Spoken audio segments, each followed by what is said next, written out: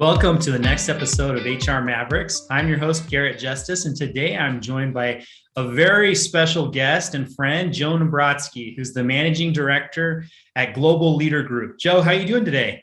So good. Excited to be here. Well, I'm super excited to have you. For those, many of you, most of you won't know this, but Joe and I actually go way back. We were friends and neighbors in Minnesota when we lived there years ago, right? Yeah, I tell people if Minnesota had a winter that wasn't so stinking cold, I would retire there. It's one of the best places we ever lived. We've lived all over the world, but the people, the 6 months of the year are fantastic there. So it was a good time. I say the same thing, but we better, hopefully, we don't get too many listeners on this episode because I don't want them to know the secret, right? Because Minnesota is one of those best kept secret places to live, I feel like.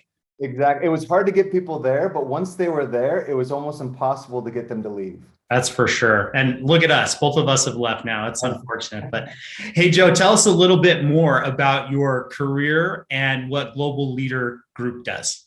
Yeah, with pleasure. So I actually started off not being in HR. So I started off as an entrepreneur. So it was earlier in my career, and it was just me and three silent investors. And my wife was about 8 months pregnant at the time. And for any woman out there, when you're 8 months pregnant, you're thinking, what do I really want? I want to move across the country away from my family while I'm pregnant and start a new company that doesn't even exist. So wasn't the best husband experience that I did, but she was extremely willing and excited to go. So we started the company. And after the first year or two, it was just me and three silent investors, and we started having success. Now, we had the normal struggles that every new startup has, but once we had success, they came back and said, okay, Joe, I want you to grow it.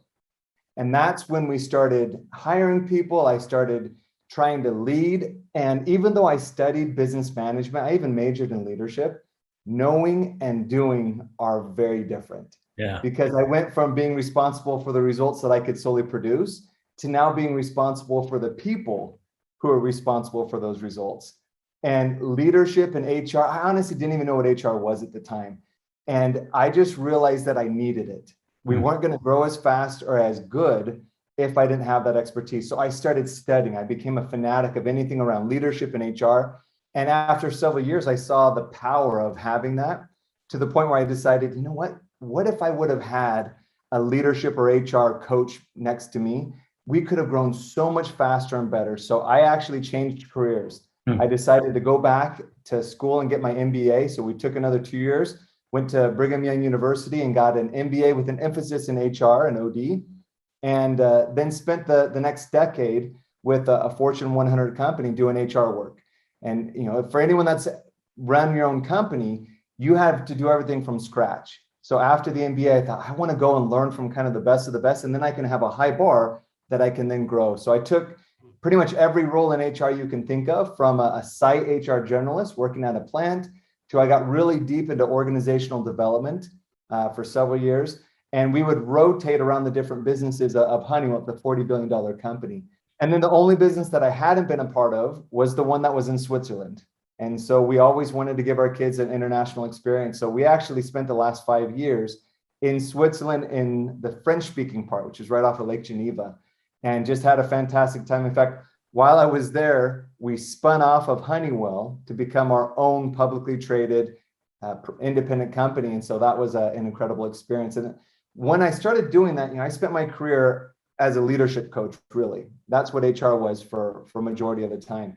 And that's where my passion was. And so it got to the point where that calling came so deep that I wanted to do basically what the best of the best out there are doing from a Fortune 100 standpoint to the rest of the organizations. And so we started Global Leader Group. It's myself, and there's 18 of us partners now. Wow. And very simply what we do is we help organizations find and build leaders.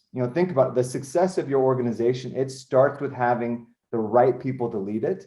And so we help you find those from a talent search perspective. So think of it as headhunting, everything from the board roles all the way down to a senior manager position. And then on the build side, it's really leadership and learning. So we want to accelerate that belonging and performance of all the team members through learning and coaching. So we have different one-on-one or group coaching. We have, for some, they don't really have a leadership framework. And so we help them with their leadership framework. and get that up and going. So that's what we're Yeah. doing. We're located really globally, but I'm currently now back in Utah. I love it. Well, I'm excited to dive into this topic today and just, leverage that wealth of knowledge and experience you have at small to large companies in HR. One of the first questions I really like to ask a lot of our guests is, why did you choose to pursue a career in HR? You've already answered that question for us. So maybe just a little bit different is, why have you chosen to stay in the field of HR since you made that career transition? Yeah, so for me, I love business. I love everything about it. I love growing it. I love the what it's able to do for other people and how you can help a customer. But as I had that company myself, I realized the biggest things that kept me up at night, although it was so important that we had the right strategy and that we had the right technical expertise, whether it be sales or finance, the things that kept me up at night were pretty much all people related. Mm. How do I attract great talent? How do I keep them engaged? How do I help them to where it was big for me? I didn't want just somebody to come in and show up and do a great job at work. I wanted that impact to be when they went home. I call it from the boardroom to the family room. How are they leading at home? How are they leading themselves to the results that they want? And so the impact that a great leader can have, and the impact that focusing on the person that's behind that company, it changes everything, not just for the company, but it also changes families, it changes communities. And so I was just always passionate of realizing if you do the people thing right, the rest of the organization is going to be more successful. And so that was always kind of the focus. And so to have a career where that literally is what you're focusing on while still doing the business side has just been extremely fun. Yeah, that makes total sense. And, I'm thinking back to what you said when you had that experience as an entrepreneur. And I know so many small business owners out there have to go through that transition where when it's just you or it's just a few of you, you're working on your business and trying to really grow that business. And then you get to a point where you have to switch, right? Where you have to really work on growing your people who can then grow your business. And that can be a hard transition for a lot of small business owners, I know. So having that background and context, I definitely get it. It's very important. And I think one of the key things to help businesses be successful. Yeah, and what was interesting to me, and really as we set up Global Leader Group, which is our company now, is we wanted to have practitioners.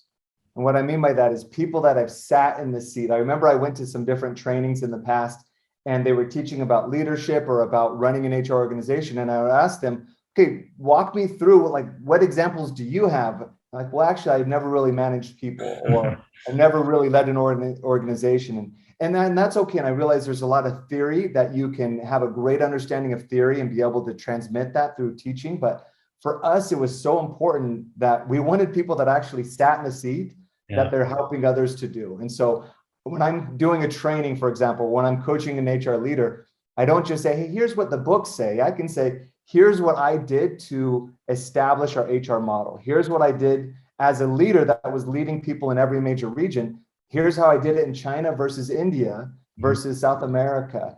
And I think that's an important piece too, for every HR business partner or for every leader out there, is to find people that really know what they've done and they've proven it, so that they can then help you go through that curve faster. Yeah, I think that's such a great point, is finding those mentors and people who can really, you can go to kind of your own personal board of directors, if you will, and bounce ideas off of them. That's one of the reasons why we started this podcast, is we wanted to kind of spread more of that knowledge between small business HR leaders. And, to that point, I'm curious, based on your perspective of working as a small business owner and global multinational corporation in HR, and now on the consulting side, what does world-class HR actually look like? What do HR people actually do? Because I think that there's so many hats that HR people can wear, especially as in a small business where you might have a solo HR person or a small team. But according to you and based on your experience, tell us about what your definition of HR is. What does that look like? Yeah. Well, the good news is you're not alone in asking that question. In fact, I would say most business leaders, even for large companies, still have that question. Wait, HR, what exactly do you guys do? Do you hire and fire? I've watched The Office. I know what Toby does, but what do you guys do? So great question. I try to keep it very simple. Whether you're a small organization or whether you're a large one that has a very robust HR organization, HR focuses on three different things. First, people. Second, organizational health. And third, leadership. And so let me explain a little bit what I mean by that, but keep it very simple. People, organizational health, leadership. So when I say people, HR is really tasked with being the advocate for it and improving that end-to-end employee experience. And they do that by really influencing the people processes that are owned by the managers. And so that's the first and foremost. In fact, I like a lot of the organizations are starting to even go away from calling it human resources or even human capital management and start focusing on people experience, or I'm the head of people. And I like that concept because so much of it is that end-to-end people. And when I say end-to-end, it's think of it as from the second that somebody doesn't even know about our organization.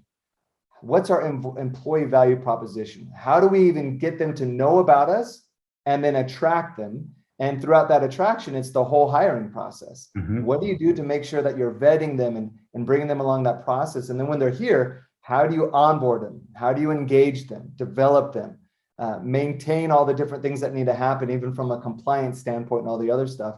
How do you reward them? What culture do you provide there? All the way up until retire. So whether you retire them or they move into another position or whatever it might be, HR is really running that end-to-end experience. And so I think that's the key thing is a great world-class HR knows what each of those categories means and can help it. So for example, one of the businesses that we're consulting with right now, it's a smaller organization. So they're about a $50 million a year. They've got 3 different HR leaders in their organization.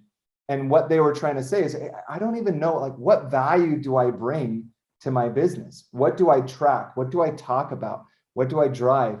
And so knowing that end to end, we were able to start at the very beginning and say, okay, what are the biggest pain points? And let's focus on getting those shored up. And for them, it was workforce planning, meaning we don't even really know how many people we have, how many we should have. And so when it came time to hire, it was more of whatever manager was screaming the loudest that they had a need. And they really weren't matching it to the cost aspect of it, or is there other ways that they could structure the organization to be able to drive that? But that's just one example, but you can see that end to end. So the first one, people. The second one is organizational health. Now, this is one where I think most people don't focus on it. And I say this because me individually, as a former entrepreneur, I didn't really focus on this. I was so focused on more of the specifics of finance, of strategy, of having the right products. Now, those are all important. I'll call those kind of the smart areas of business where you've got to have that. And in most every company is smart with smart people. And one of the reasons why is because you study it in school. You can study finance in school. You can study marketing in school, and then you can apply it. But one of the areas where I feel like most organizations are weaker in is the organizational health. And when I say health, it's the other kind of smart. And Patrick Lencioni does a great job. If you're not familiar with his work, fantastic in this area. Love his books. Yeah, so good. In fact, when we go and consult with different companies, in most areas, we had to create our own content. In the areas that Patrick Lencioni does, like cohesive teams, like organizational health, it's so good that we basically just partnered with him and we leverage a lot of his stuff. But it's things like our morale. How do I have high productivity? How do I make sure that I have low unwanted turnover, minimal confusion? So all of those things are around the organizational health. And we kind of solidify them into 4 areas. It's deliberately create your culture, develop more cohesive teams, conduct that ongoing system-wide alignment. You know, if you think about it, all organizations are perfectly designed and aligned to get the results they get. And so what we do is we help orchestrate that holistic alignment of the people with the processes, with the strategy. And then the 4th one is lead and manage change. And so if you can do those 4 things, you're going to have a healthy organization. And that's what HR is really there to do, is to make sure we're looking at that, driving that, doing different interventions to be able to help the organization. And then the 3rd, and I would even say probably the most important, is leadership. HR is making sure that we have people who can lead those first 2 categories, who can lead the people processes, and who can lead the organizational health. So world-class HR is looking at all of those three different categories and constantly saying, okay, what is the strategy of the organization? And how do I align the people using those three different pillars to be able to meet and exceed those objectives? I love that. I think that's so tangible. I feel like I'm in a master class right now, just hearing you break it down like that. I think it makes total sense as you break it down in each of those three categories. And I think it's really helpful to think through that for especially those, small business leaders who are taking on the HR role, or if they're a solo HR person. It's important to think through that framework, I think, because it can help you realize, okay, where am I doing well and where do I need to improve, especially when you're wearing a lot of those hats, right? Yeah, and this is where I would say a lot of smaller organizations, and I know this firsthand, both when I did it myself and also when we're consulting, tens of different organizations right now that are smaller, is a lot of times when it comes to HR, it's kind of like, okay, we know we need HR. Who here can do it? And they'll kind of look around and say, oh, who likes people? Okay, we'll take you. You were a former administrative assistant. You're awesome. Let's put you into HR or whatever it might be. And these are fantastic people. What I found, though, is unless they have a framework and an understanding, HR becomes very tactical, which is still necessary. Like tactical meaning, let's make sure we get payroll right, which if you don't get payroll right, doesn't matter all the other stuff. You're not going to have a good organization because people aren't getting paid. It's things like compliance and some of the hiring. They do a great job of the hiring. But what we're trying to shift people is to be that more strategic HR leader. Even if you didn't have an MBA or a master's in OD or in HR, or as organizational development, we can still help you with those three different pillars to have a more strategic lens of what you're doing. And when we start coaching these HR leaders, they come back and say, my CEO is saying they're getting so much more value after my one-on-ones and my different team meetings because I'm not just talking about tactical. I'm helping her think about her organization holistically. And she's seeing the results of what it does when we implement these different things. Oh man, this resonates with me so much on so many levels. This is one of the reasons why I joined Eddie just a couple months ago, because this is exactly what we're focused on. We talk about how there's so many accidental HR people out there who kind of fell into it. Some of them are the solo HR person who came from an HR background, but some of them, many of them are the accidental HR person. So how can we help empower that person to be more strategic, know what to do, and help streamline their processes so they can be more strategic, help build the organization? And that's what successful companies are doing today, right? That's the trend that you talked about, this change that successful small businesses are going through, is they're seeing HR as not just a tactical, not just someone you can get to make sure we're compliant or make sure that people sign the appropriate documents once we hire them, but it's a shift to really focusing on this employee experience. And there is a wealth of data out there that shows that when you can do that well, it helps your company be that much more successful and healthy across all aspects: revenue, more satisfied customers. It's easier to find and hire the right people. So I get what you're saying. It resonates with me for sure. Good. And the good news with you all is you have Travis and you and others of your leadership team that said, we see the value in this. And so we are going to spend time. It sounds so soft and fluffy to say, we're going to talk about culture. We're going to talk about team cohesiveness. But if you get to the nuts and bolts of why organizations succeed, that's the type of stuff that's really going to be impactful. So I loved hearing, one of the first things that you did, I remember, is you started getting the team together and saying, okay, what is our culture? What do we want it to be? How do we shape this deliberately? We help people a lot of times go from the unconscious manager to the deliberate leader. Same thing for me as a dad. I want to go from the unconscious parent to a deliberate dad. You come home from work and sometimes you gave your best at the office and you come home and instead of influencing through listening and all the great stuff that we learn at work, you kind of go to that control and, hey, do this because I said so. And I think that's the power of a great HR and great leadership in a company, is it's more than just helping them at work. It transforms their life. And I've had so many CEOs and big presidents and vice presidents that I've coached that come back to me and say, I love the results you got for me at my work. It's awesome. But even more so, I have a better marriage. I'm a better father, a better mother, whatever it might be. That to me is true leadership. And I think that's what gets us so excited, those that are in the HR and the people experience realm. Yeah, you can have an impact on so many lives, right? Through building a really healthy organization. That's core to kind of how we see the world as our company and why we really exist. So that definitely resonates with me. So I want to make one more comment just on this topic. I know that we're spending a little more time on this, but that's okay. I think this is great. Let's go there. I think for a lot of small business leaders who are out there, they're trying to keep the lights on, they're trying to get employees paid. When they hear about things like employee experience or culture and how important that is, they say, yeah, but I just want to get my people paid, right? I think I really like the concept of, Maslow's hierarchy of needs, if you remember back to school, right? Applied to business. And that's something that I've looked a lot into recently. There's some really good, articles out there about that, but it's true. And I think a lot of small businesses think about, culture and all of that other stuff is great, but it's at the top of that Maslow's hierarchy of needs pyramid, right? I'm really focused on how do I get my people paid? How do I even find the right people and hire them? So I think it's important to remember that there's an evolution that happens as a business continues to grow. It doesn't mean you have to wait for that stuff, but there might be some higher priority needs. And that's when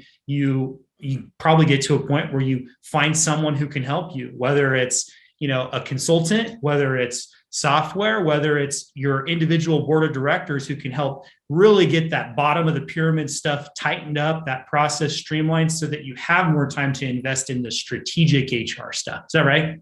Yeah, I love that concept. And I'll give a quick tip to anyone that's in HR on this call. A lot of times, one of the bad rap that HR gets is we kind of come into those meetings and we think with only our HR hat. And so there's something that's rolling out, whether it's a new performance review process or a new policy or whatever it might be. And we go into with our business leaders and we just think with our HR lens. And they come in and they say, look, you can't even talk my language. You don't know what problems I'm facing. I'll do that another time when I have time. The biggest tip I can give to HR is when you're sitting down with your business leader is to find out what are his or her biggest problems. What keeps them up at night? What are their pain points? That's how I start almost every meeting with my different leaders, especially when I was an HR executive. I would sit down with the vice president or the president and say, okay, where are your pain points?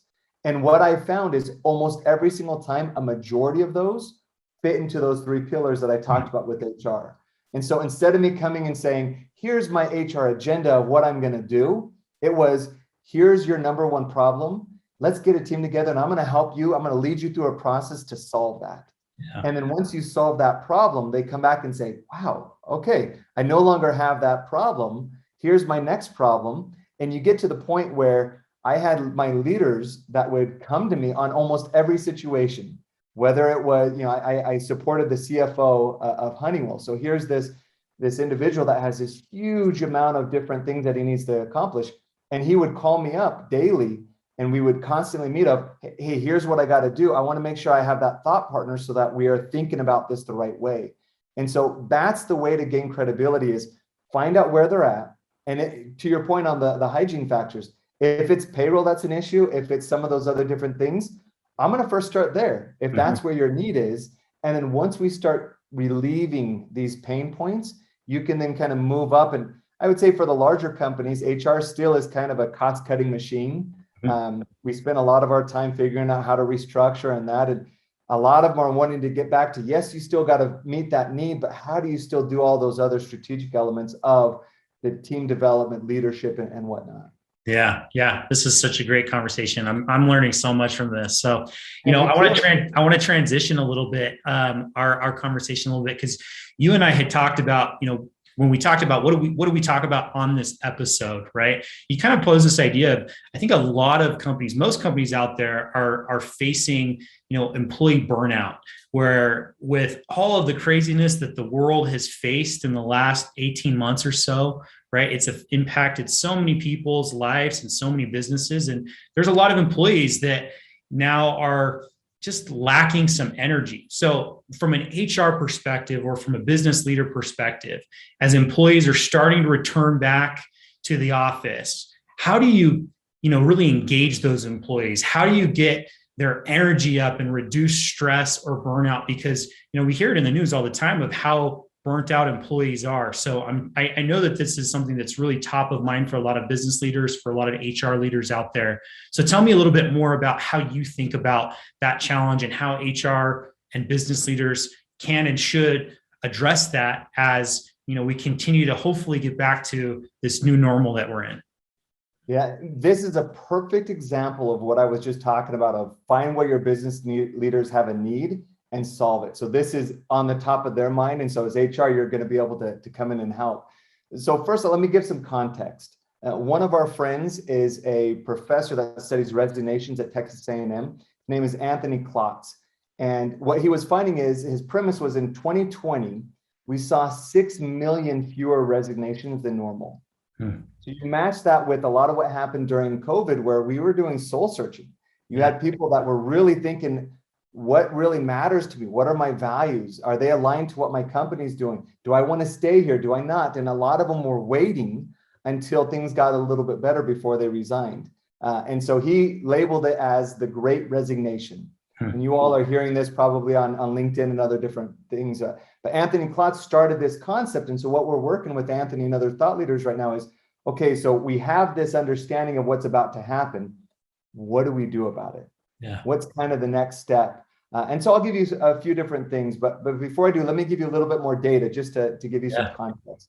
So if you look at, in 2018, 18%, or 1 in 5 different employees almost, suffered from severe anxiety. So this was anxiety to the point where they would say it was impacting my work. And then in 2020, just a few years later, that number jumped up to 30%. Wow. And when we surveyed those that are in their 20s to early 30s, it was more like 42%. Wow. And if you want to talk to millennials and Gen Z, 75% of millennials and Gen Z, they said that they have left a job due to mental health issues. So you have this concept of, I love in the news and media, you're starting to see some sports stars and other people, business leaders, start talking about mental and emotional wellness in the office. And I love that because it impacts all of us to some extent. Now, if you're thinking to yourself, well, yeah, I don't have a big mental issue or different things. Do you have stress? Do you have burnout? Do you sometimes have anxiety? And there's a scale. For some people, it's hard to get out of bed. I remember we had some of our big leaders who would call me up and say, honestly, Joe, I had a board meeting and I couldn't even get out of bed this morning. Now, the fact that they're able to even talk to me about it is a win, because we're starting to have that change and shift into where in the past, it was almost like don't you dare say that. You're not going to get the promotion. You're not going to get the raise. You're now, we're afraid of what you're going to do if you have these different mental and emotional issues. But the reality is all of us to some extent. Yeah. They did a recent poll and 2/3 said that they didn't feel comfortable talking about their mental health with their boss. So I frame that in, and that's just one aspect of many different that are going into this Great Resignation. But what's happening is now you combine them changing, now having to go back to the office for some. And it's scary. You had some that were afraid for their health. You have many people whose family members, whose friends were impacted by COVID. And think about it, in a matter of months, they went from being healthy to some of them even passing away.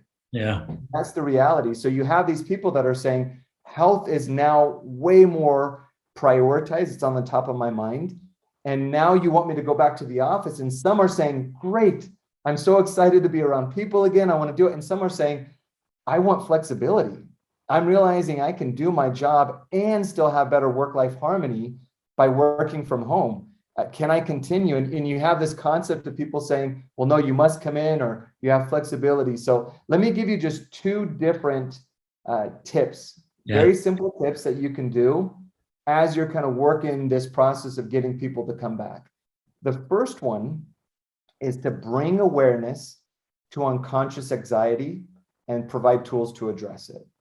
So let me start. What do I mean by unconscious anxiety? This is something that we at Global Leader Group have been talking a lot about.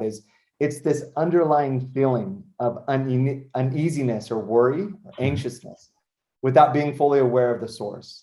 So I'll give you an example. The first time I had to travel again, I was going to the airport, and the first thing that you're thinking is, I got to get on there. Do I wear a mask? Do I not?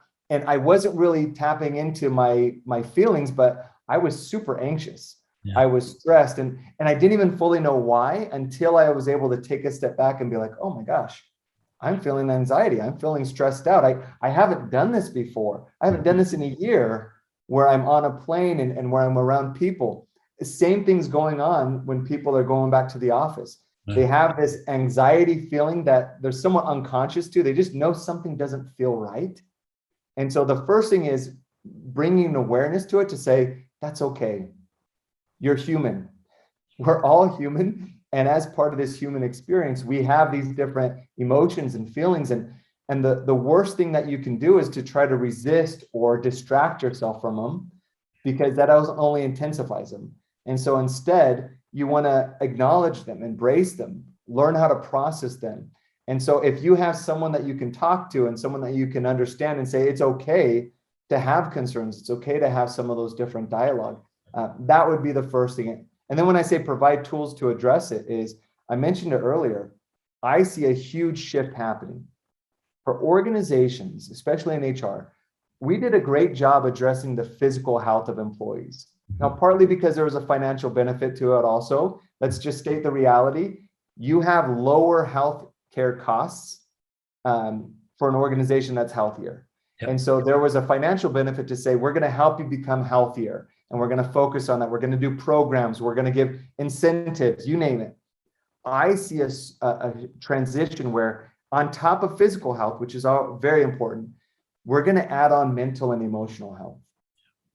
How are you feeling? What actions are you taking? A lot of people call it emotional intelligence, or EQ for short, emotional quotient. It's the idea of I can understand and process my own emotions and control my own behaviors. And then for other people, I can understand and see and have compassion and build better connections because I understand what they're feeling and what they're going through. I think with them, I feel with them. And then because of that, I act to help them. And so I see this shift of companies saying, look, in the past, we didn't touch that. We didn't really talk about it, much less give tools. We're seeing companies approach us and say, hey, can you actually do trainings? Can you do coaching? Can you help our people when they're feeling stress or anxiety? And remember, I was an HR executive with senior leaders. So I would talk to people before they had their town hall in front of thousands of people. I would talk to them before they had a board meeting. And to say that they didn't have anxiety or stress or other different things is just incorrect. Yeah. A lot of times they didn't want to talk about it, but they were there. And so if you can provide some tools on how do you process emotions, how do you become more aware, how do you talk about it, that would be the first thing. The second thing is, and this is going to be going back to what I said on the pillars of what HR does, is we lead and manage change. More importantly, we help the organization build that capacity and capability to lead and manage change. And so I think more than anything is to have actively manage and lead the change process. So if any organization is thinking this is a small deal to have people come back to the office, you are incorrect. Yeah. For some people, it might be a small deal, but for the majority, even if they don't realize it, remember that unconscious anxiety, it's a huge transition from whatever it's going to be today to what you're going to go tomorrow. So the first thing is provide training and increase communication to help your team understand what's changing and what remains the same. That is a huge part of a lot of times the problem that we come into is we have mismanaged expectations. Mm-hmm. And so you want to be very clear, oh, hey, this is not changing.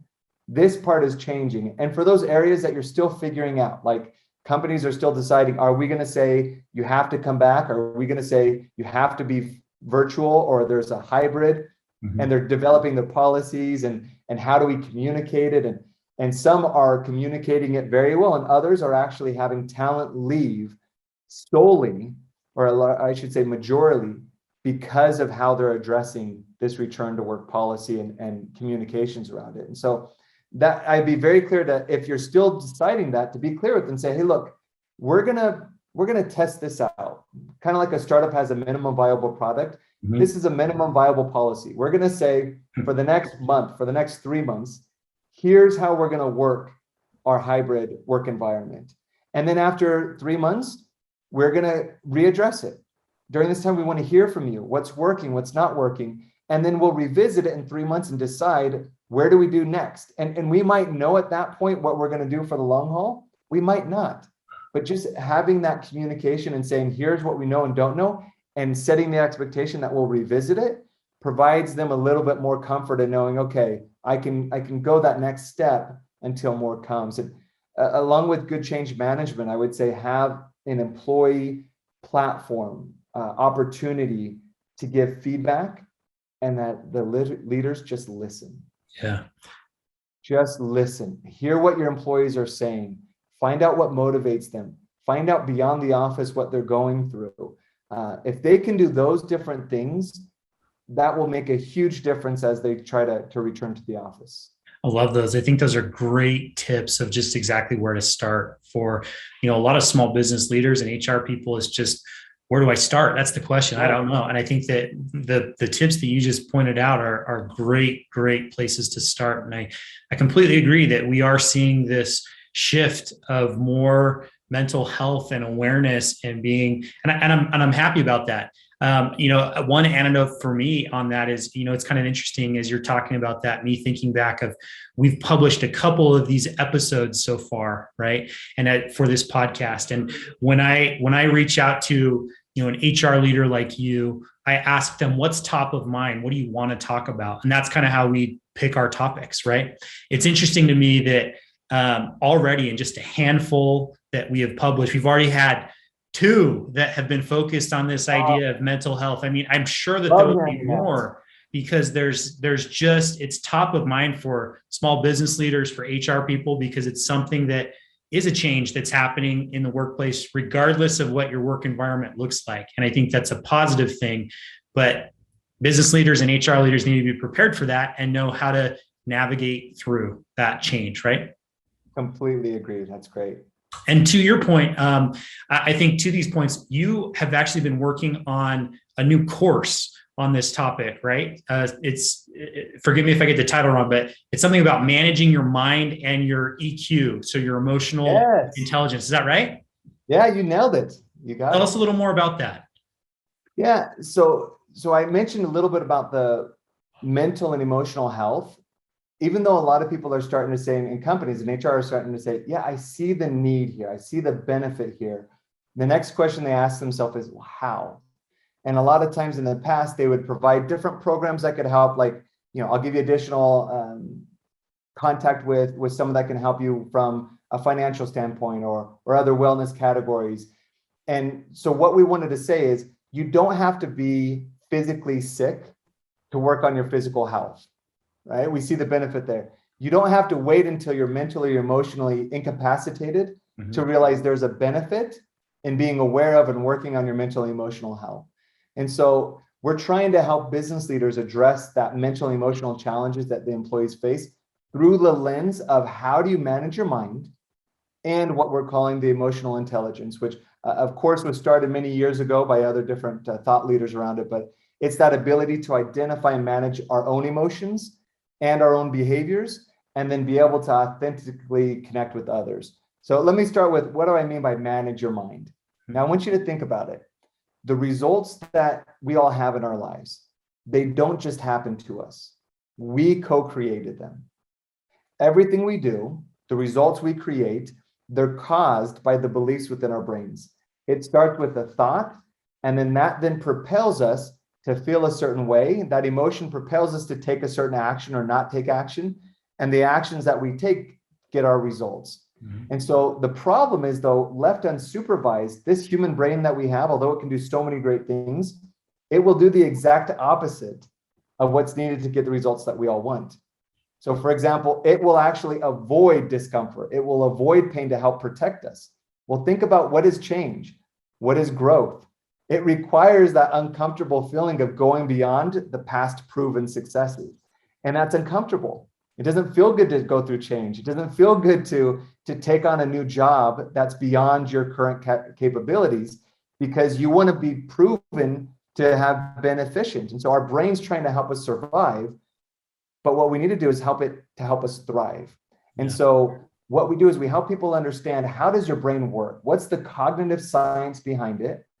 And then how do I use that science to make sure that I'm having thoughts that are serving me, and then to uncover the thoughts that are not, and to focus on controlling what they can control. So a lot of the work that we do, it's not just a training. I think the other big thing of what we're trying to do is change the game of how learning is done. It's not about content anymore. Even though content's important, you have content everywhere. You can get content for free on the internet. You can get content it's not about content. It's about experience. Mm-hmm. So how do I help people take knowledge and move it to changed behavior and improved results? And so as part of our courses, we of course give new information, because remember, it starts with beliefs. If I can help people think differently, learn new concepts, and then teach them other different things, it will translate into actions and results. But it goes beyond that to where we give them experiences, which includes coaching. So they learn a topic, and then that next week, they're actually implementing it. And then we group, and we do group and individual coaching around what worked, what didn't. Just like a great coach can help you see things that maybe you can't see on your own, can challenge you, can help you grow. We have that as part of our process. A lot of ours have a virtual social element where it's kind of, you watch a short TikTok-like video, you learn a concept, you apply it, and you're commenting, and you get experience points by commenting, by having others comment on your post. And it creates this community of learners that are growing together. And so we focus on really, how do you manage your mind, which in turn is all about actions and everything else, to where you don't have to change the external environment for you to feel better. Managing your mind changes everything without having to change everything. Yeah. And then the second part is emotional intelligence, where we teach them some of the basics around how do you become aware of what you're feeling? How do you process and even create emotions? That's the fun one. When you start talking to people, how do I create motivation? How do I create commitment? It's not external. You can actually create it internally. And so we empower and equip them to be able to do that. Love it. Sounds like an awesome course. If there are listeners out there who want to learn more about that, what's the best way for them to learn more about that course? Is it just to reach out to you?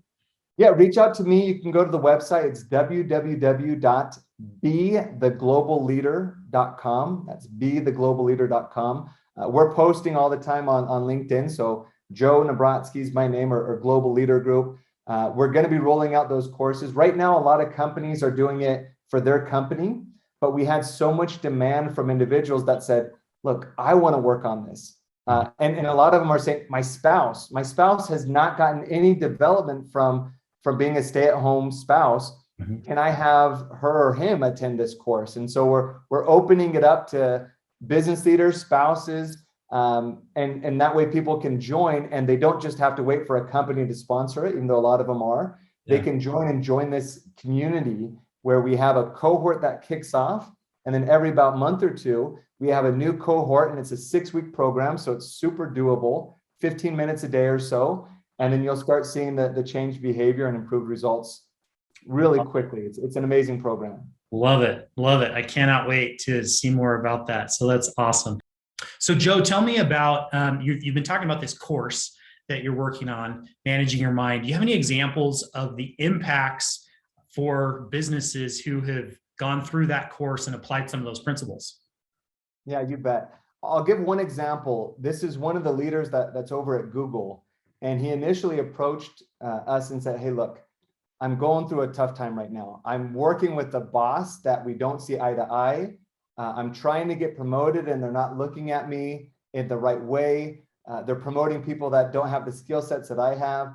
And he went on with all these different things. And he said, at the end of the day, Joe, I'm feeling stuck, I'm frustrated, and I want to leave the organization. And here's an incredible organization, right? And he had been with Apple and all these other different ones. And here he has this incredible job at Google. And he's saying, I just feel like I need to leave because it's not working out. And so when he went through the Manage Your Mind and EQ, the first thing that we teach them is to control what you can control.